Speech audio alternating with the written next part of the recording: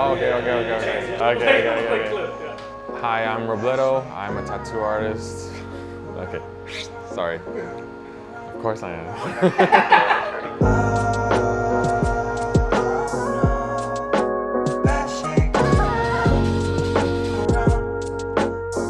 What would you say helped you get into tattooing? What made you want to be a tattoo artist?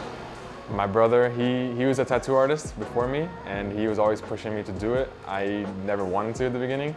I always wanted to do comics and stuff like that, and after a while of being frustrated with not being able to get work on the things that I wanted to do, I just called them up and told them to kind of send me a machine, and then I got my first apprenticeship, and that's how I started.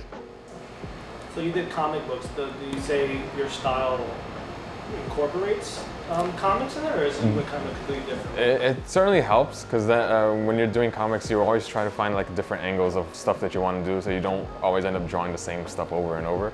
And so I think that really helped, because then I can find interesting angles and twist stuff around that other people wouldn't really think of doing. So with comics, what other styles or what artists influences you? Right now, since I'm pushing away from comic book style and doing more realism, artists like Oscar Akemo, Hamishin, and Aviho from Gita Tattoo. And so those are the main influences that I have right now in the art style that I'm doing now. They incorporate more realism with a lot of ornamentation and other stuff around it that really gives it a lot more depth than just straight up realism. So since you started tattooing, how have you seen your style and artistic expression change throughout the years? Okay, when I first started, I guess it was more focused on comic books and anime, the stuff that I usually was drawing about for myself back in the day. But now it's more kind of finding a story behind the tattoo and getting images in the real life and kind of converting that into like a message for the client. So I guess that's kind of how it changed. So before you became a tattoo artist, what were you doing? I used to work at a Dunkin' Donuts factory in Connecticut.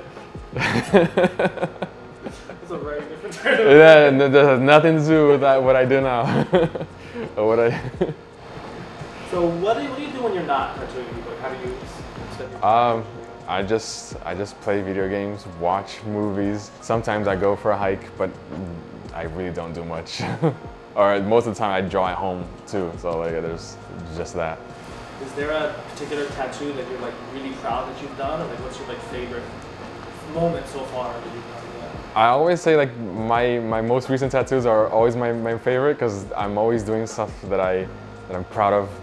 The more I do it, the new ones are always become my favorite. But everything that people choose that I create, it's always my favorite. I can't not like that. That's why this career is awesome, because I get to do what I like. So a question I want to ask you is what's your favorite tattoo on your body? This one right here. And if you can focus this, there's nothing here. So if you were to get a tattoo, do you have anything planned out already, or you just? I have nothing planned out. I got an artist in mind, O1 from Korea. He's a really good artist. He kind of mixes realism with a little touch of anime to it. It's really good, and he does these cyborg girls that are awesome. So whatever he wants to do, then I'll give him free range. So I guess you already touched on this, but if you can describe your art in one word, if that's even possible, how would you try to do that? Probably, let me see. How would I describe it in one word? 2 words, yeah. Complex. There's a lot of complexes. I think it's a good term for it. Well, thank you very much, Rob, for agreeing to speak with us. Yeah, thank you.